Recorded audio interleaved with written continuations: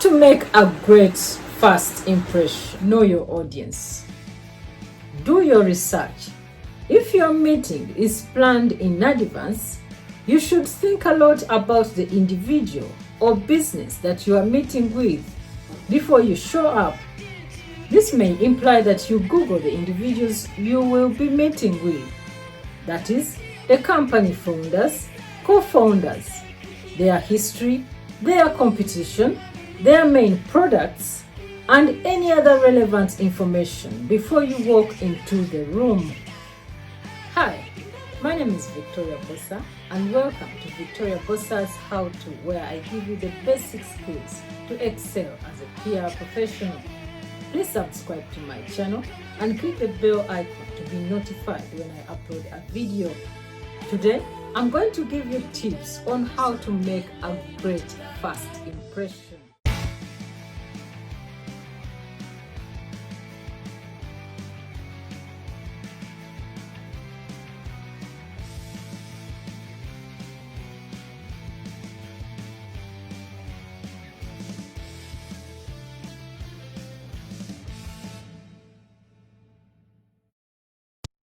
Make a connection. First impressions significantly affect the eventual fate of a relationship.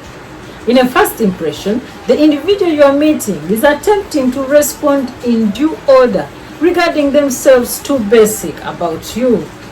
Give close consideration to who you are meeting with for the first time and try to forge a connection based on what they share with you.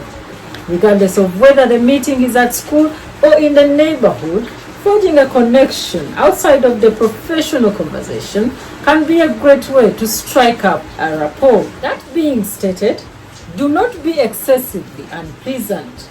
Abstain from offering remarks about their appearance that could be seen as inappropriate and stick to connections you might have in common.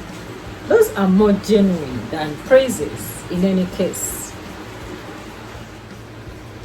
Be authentic. When you are meeting someone for the first time, do not try to be someone you are not. If you do not know the answer to something they ask, do not fake it. The capacity to incline towards your shortcomings shows that you are mindful. However, be certain not to overemphasize your shortcomings. It might seem shockingly simple, but highlighting weaknesses and how you might fix them could cause you to only showcase the negatives, or at least make them the biggest part of your overall impression.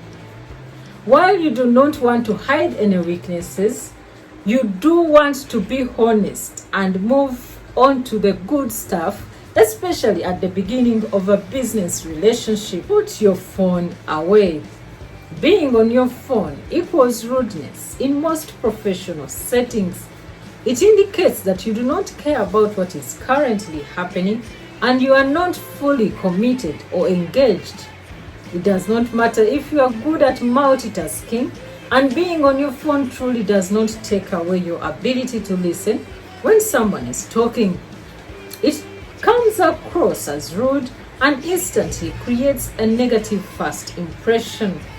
Unless you need your phone to demonstrate something, it should not be in your hand. In a job interview, your phone should remain in your bag on silent for the whole interview.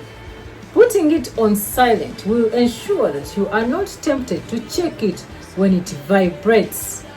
Looking at your phone during a conversation with someone for the first time reduces your chances of getting the job. In any other professional setting, it is simply good business practice. If you are in a meeting, being on your phone is distracting to others and indicates to the team that you are not fully committed to the project. Be mindful of your body language and posture. When you are meeting someone for the first time, keep your posture open. Do not tightly cross your arms or legs. Do not ball your hands into fists, and do not hunch over in your seat. Lean in when you talk to show you are actively listening and engaged in the conversation. And do not be afraid to take up some space at the table either. If you normally use hand gestures and move around to communicate, do not hold back. These nonverbal cues can make a great first impression, so be aware of your body language and posture during meetings in general, but particularly initial pitches or interviews. What behaviors should you aim to avoid? It is smart to refrain from tapping, touching your face too often, placing objects in front of yourself, blinking excessively, and sitting or standing too close to others. Some body language habits can suggest dishonesty, like touching your mouth. Choose your words wisely.